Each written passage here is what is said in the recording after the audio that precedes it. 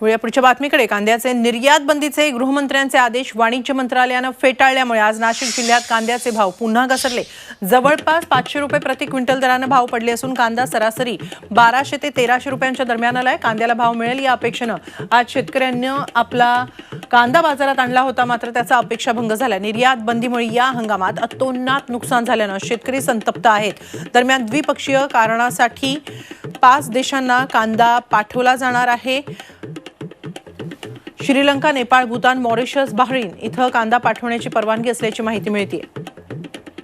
कांद्याचे एक्सपोर्ट चालू झाल्यामुळं अपेक्षा होती, पण परत एक्सपोर्ट बंद केला. असं एक्सपोर्ट चालू झालं आणि बंद झालं हे माहीत नाही होत. तोपर्यंतच हे फसवणूक झाल्यासारखं काम झालेलं आहे.